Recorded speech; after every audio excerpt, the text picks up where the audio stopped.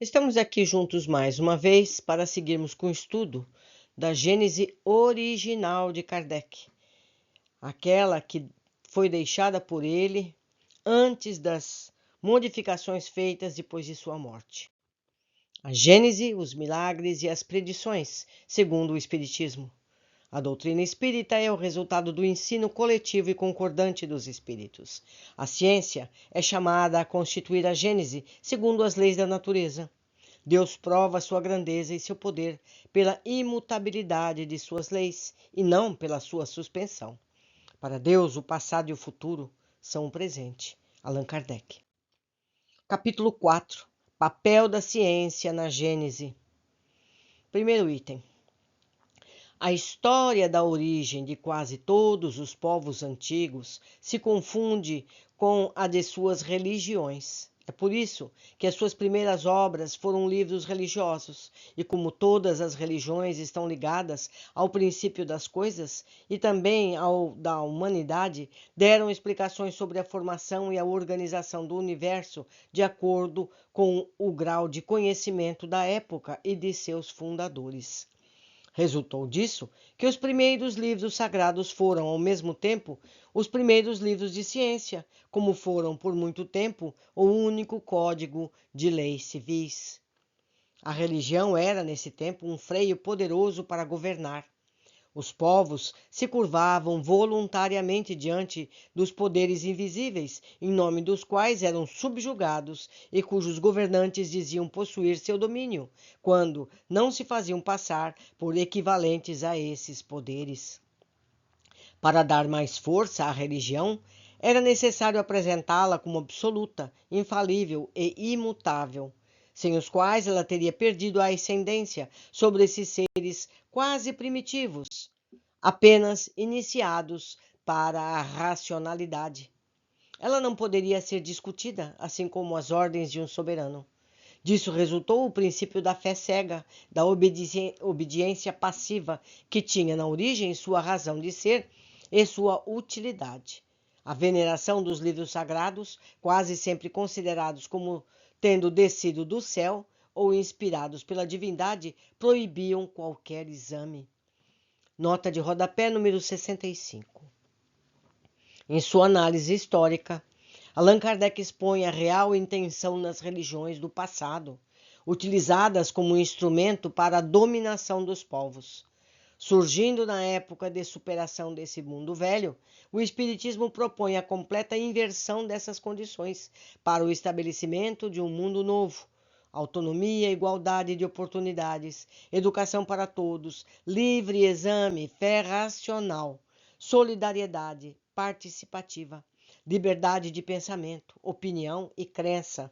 Desse modo, não se coaduna nem por hierarquia, filiação, proselitismo ou conversão. O Espiritismo não é uma associação nem uma congregação. Seus adeptos não são inscritos em registro oficial algum. Apenas uma minoria frequenta as sociedades. O Espiritismo é uma opinião que não exige profissão de fé alguma, podendo se espalhar os princípios da doutrina no todo ou em parte. Basta simpatizar com a ideia para ser espírita. Disse isso Allan Kardec. Estatística do Espiritismo, na Revista Espírita 1869. Eu lembro a todos que a Revista Espírita está disponível a quem quiser lê-la.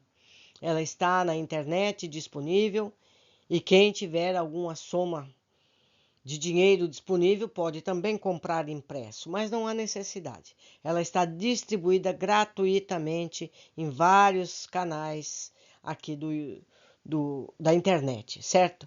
E eu aproveito para lembrar que ainda existe na Terra, em pleno século XXI, religiões em que há leis rígidas, até mesmo passíveis de morte. Não é verdade? Há religiões em que condenam certas formas de vestir ou de não vestir, e entre outros absurdos. O Espiritismo não, é livre. Só é necessária fraternidade entendimento que somos todos filhos do mesmo Pai, o Criador, e que nascemos com corpos variados. A vida é uma só, alternada em fases na matéria física e fase nos planos espirituais. Vamos continuar então com a leitura, item 3. Nos tempos primitivos, os meios de observação eram inevitavelmente imperfeitos, de modo que as primeiras teorias sobre o sistema do mundo estavam repletas de erros grosseiros. Mas, se esses meios fossem tão completos quanto os de hoje, os seres humanos não seriam capazes de aproveitá-los. Além disso, eles só poderiam ser o resultado do desenvolvimento da inteligência e do conhecimento sucessivo das leis da natureza. À medida que a humanidade progrediu no conhecimento dessas leis, aprofundou-se nos mistérios da criação, corrigiu a ideia que tinha feito sobre a origem das coisas. Da mesma forma que se procede para compreender e definir as relações entre os movimentos dos ponteiros de um relógio, é preciso conhecer as leis que presidem o seu mecanismo, avaliar a natureza dos materiais, calcular as potências das forças atuantes. Para compreender o mecanismo do universo, é preciso conhecer as leis que regem todas as forças postas em ação nesse vasto conjunto. O ser humano foi impotente para resolver o problema da criação, até o momento em que a ciência lhe deu a solução. Foi preciso que a astronomia lhe abrisse as portas do espaço infinito e lhe permitisse mergulhar seus olhares nele, e pelo poder do cálculo pôde determinar com rigorosa precisão o movimento, a posição, o volume, a natureza e a relação dos corpos celestes, que a física lhe revelasse as leis da gravitação, do calor, da luz, da eletricidade, assim como a influência desses agentes sobre toda a natureza e a causa dos inumeráveis fenômenos que daí decorrem. Que a química lhe mostrasse as transformações da matéria, que a mineralogia, os materiais que formam a crosta do globo terrestre, que a geologia lhe ensinasse a ler nas camadas terrestres a formação gradual da Terra. A botânica, a zoologia, a paleontologia, a antropologia haveria de iniciá-lo quanto à filiação e sucessão dos seres organizados. Com a arqueologia, pôde seguir os vestígios da humanidade através dos tempos. Todas as ciências, em uma palavra, completando-se umas às outras, deviam fornecer sua contribuição indispensável para o conhecimento da história do mundo. Sem essas ciências, o ser humano só teria por guia suas primeiras hipóteses. Também, antes do ser humano possuísse esses elementos de avaliação, todos os investigadores da Gênese, cujo raciocínio era limitado pelas impossibilidades materiais, giravam num mesmo círculo, sem poder sair dele. Isso só foi possível depois que a ciência abriu o caminho, abrindo uma brecha no velho edifício das crenças. Então, tudo mudou de aspecto. Uma vez encontrado o fio condutor, essas dificuldades foram logo superadas. Em lugar de a gênese imaginária, surgiu uma positiva e, de certo modo, experimental. O campo do universo ampliou-se ao infinito. Descobriu-se que a Terra e os astros se formavam gradualmente conforme as leis eternas e imutáveis, melhor comprovando a grandeza e a sabedoria de Deus do que a ideia de uma criação miraculosa, saída repentinamente do nada, como uma troca brusca de cenário teatral, por efeito de uma súbita vontade da divindade após permanecer uma eternidade na inação. Desde que seja impossível conceber a Gênese sem os dados fornecidos pela ciência, pode-se dizer com exatidão que a ciência é chamada para constituir a verdadeira Gênese e a partir das leis da natureza. Do ponto em que ela chegou, no 19º século, a ciência já resolveu todas as dificuldades do problema da Gênese? Kardec pergunta. Não, seguramente, mas é indiscutível que corrigiu, de forma definitiva, todos os erros básicos e assentou os fundamentos essenciais em dados irrefutáveis. Os pontos ainda duvidosos são só questões de detalhes, cuja solução futura, seja qual for, não pode prejudicar o conjunto. Apesar de todos os recursos de que a ciência dispõe, faltou-lhe até agora um elemento importante, sem o qual a obra jamais poderá ser completa. De todas as Gênesis antigas, a que mais se aproxima dos dados científicos modernos é incontestavelmente a de Moisés, apesar dos erros que contém e que hoje estão demonstrados até a evidência. Alguns desses erros são mais aparentes do que reais e vêm da falta de interpretação de certos termos, cujo significado original foi perdido ao longo das traduções, passando de uma língua para outra, ou porque a acepção de certos termos mudou com os costumes dos povos, ou porque houve interpretação ao pé da letra de formas alegóricas peculiares do estilo oriental, em vez de procurar seu real significado. Evidentemente, a Bíblia contém fatos que hoje a razão desenvolvida pela ciência não poderia aceitar e que se mostram estranhos e repugnantes, que recusamos porque se referem a costumes que não são mais os nossos. Porém, haveria parcialidade em não se reconhecer que ela encerra grandes e belas coisas. A alegoria tem um lugar considerável e oculta sob esse véu verdades sublimes que aparecem quando se penetra na essência do pensamento, porque assim o absurdo desaparece. Por que não se levantou esse véu há mais tempo? Por um lado, pela falta de luzes que somente a ciência e uma sã filosofia poderia fornecer, e por outro, pelo princípio da imutabilidade absoluta da fé, em consequência de um respeito obcecado à letra, perante a qual a razão deveria se inclinar, e por conseguinte o temor de comprometer a base das crenças sustentada sob o sentido literal das palavras. Com essas crenças, partindo de um ponto inicial, temiam que, se o primeiro elo da corrente fosse rompido, todas as malhas seriam desfeitas. É por isso que se fechou os olhos, mas fechá-los ao perigo não é evitá-lo. Quando um edifício se inclina, é mais prudente substituir a pedra defeituosa por uma boa, em vez de esperar, por respeito à antiguidade do edifício, que o mal fique sem remédio e que seja necessário reconstruí-lo desde o cume, da base até o cume? Ao levar suas investigações às entranhas da terra e às profundezas dos céus, a ciência demonstrou de maneira irrecusável os erros da Gênese mosaica tomada ao pé da letra e a impossibilidade material de que os fatos tenham ocorrido tal como estão textualmente descritos. Ela desferiu por isso um golpe profundo nas crenças seculares. A fé ortodoxa se revoltou, acreditando ver destruída sua pedra fundamental. Mas quem deveria ter razão? A ciência, caminhando prudente e progressivamente sobre um terreno sólido dos números e da observação, sem nada afirmar, antes de ter a prova nas mãos, ou uma narrativa escrita numa época em que não existiam os meios de observação? Quem deve triunfar? Aquele que diz que 2 e 2 são 5 e se recusa a verificar o resultado, ou diz que 2 e 2 são 4 e prova a sua afirmação? Mas então, alguém dirá: se a Bíblia é uma revelação divina, Deus se enganou?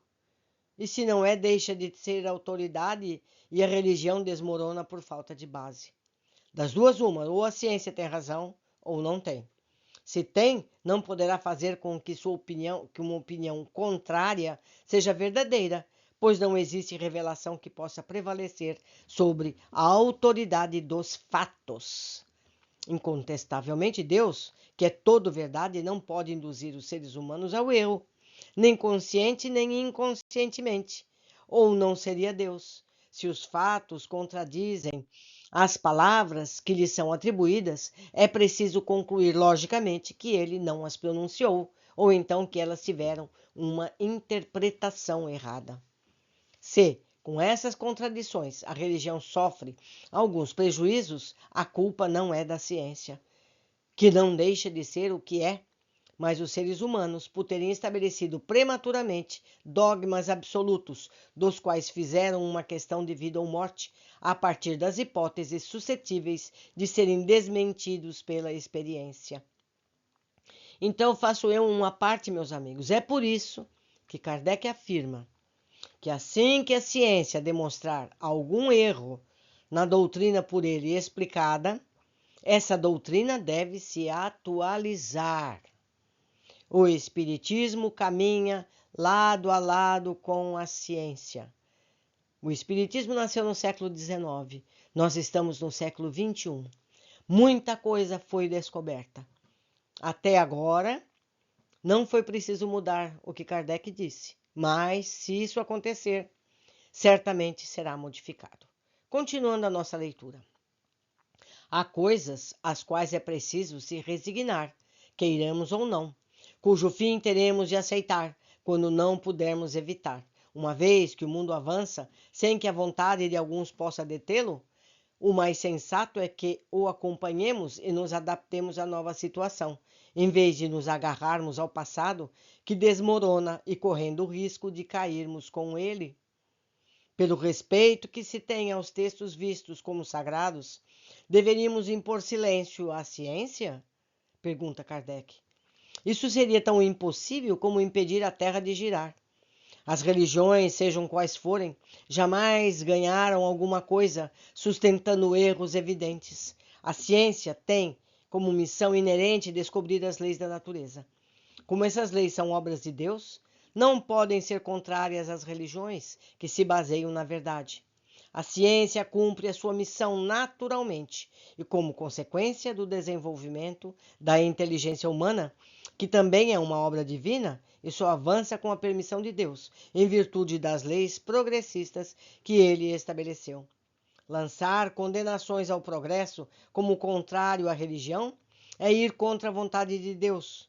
Pior, é um trabalho inútil, porque todas as maldições do mundo não impedirão a ciência de avançar e a verdade de aparecer. Se a religião recusa a avançar com a ciência, esta avança sozinha.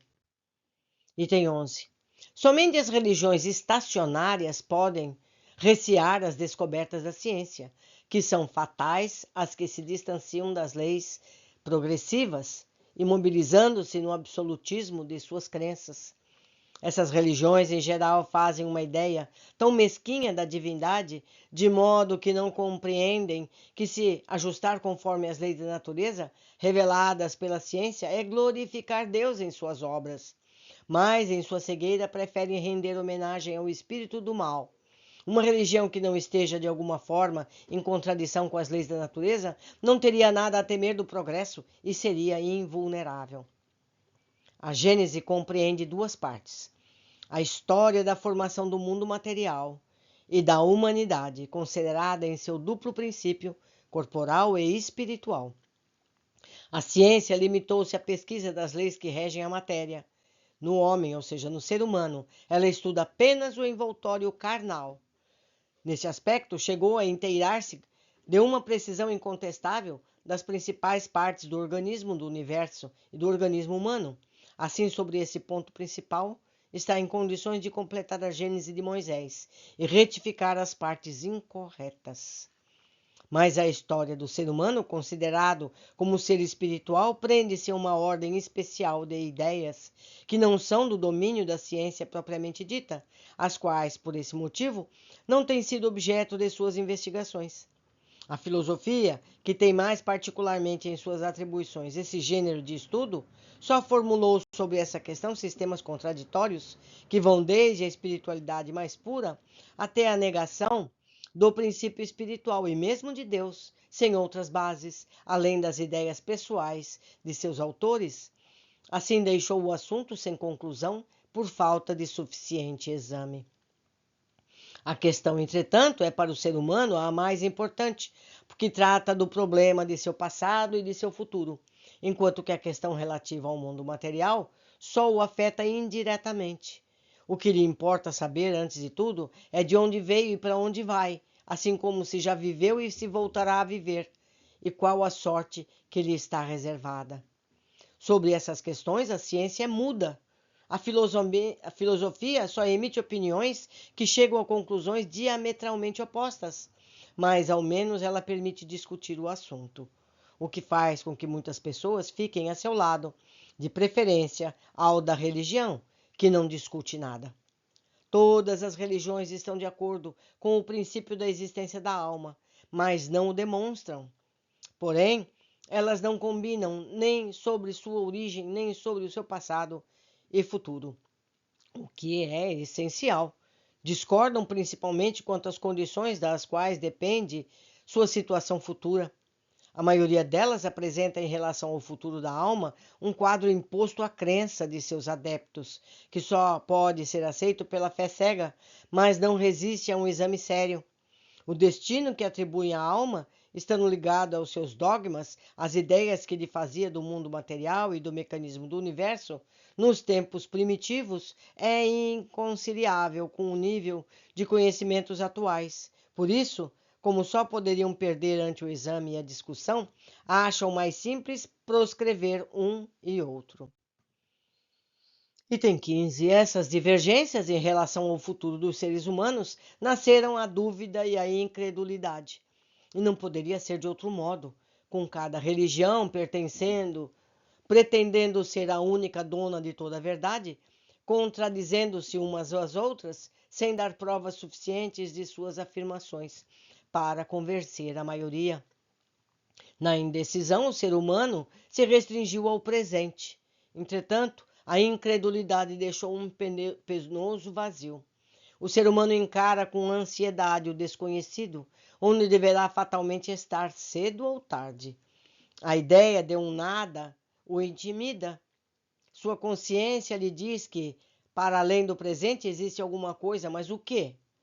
Sua razão desenvolvida não lhe permite mais aceitar as histórias com as quais sua infância foi embalada, nem tomar a alegoria pela realidade. Qual o sentido dessa alegoria? A ciência levantou uma ponta do véu, mas não revelou ao ser humano o que mais lhe interessava saber. Ele pergunta em vão, porém ela nada lhe responde de maneira definitiva e apropriada para acalmar os seus temores. Por toda parte ele encontra afirmação, se chocando com a negação sem provas mais conclusivas de uma parte ou da outra. Daí a incerteza. Mas a incerteza sobre as coisas da vida futura faz com que os seres humanos se lancem possuídos por uma espécie de frenesi sobre as coisas da vida material. Esse é o inevitável efeito das épocas de transição. O edifício do passado desmorona sem que o futuro esteja construído. O ser humano é como um adolescente que não tem mais a crença ingênua de seus primeiros anos, porém ainda não possui os conhecimentos da idade madura. Só sente vagas aspirações que não sabe definir. Se a questão do ser humano espiritual permaneceu até os nossos dias no estado de teoria, é que lhe faltaram os meios de observação direta que temos tido para comprovar o estado do mundo material, e o campo ficou aberto às especulações do espírito humano. Enquanto o ser humano não conhecer as leis que regem a matéria e não pôde aplicar o método experimental, errou de teoria em teoria no que diz respeito ao mecanismo do universo e à formação da Terra. O que ocorreu na ordem moral ocorreu também na ordem física. Para fixar as ideias, faltou o elemento essencial, o conhecimento das leis que regem o princípio espiritual. Esse conhecimento estava reservado à nossa época como das leis da matéria. Foi o trabalho dos 2 últimos séculos. Nota 66. Allan Kardec faz referência à revolução científica empreendida por Copérnico, Galileu, Kepler, no século XVI, pois antes de seu tempo, nós, amigos, estamos no século XXI. Muita coisa ainda foi acrescentada. Item 17.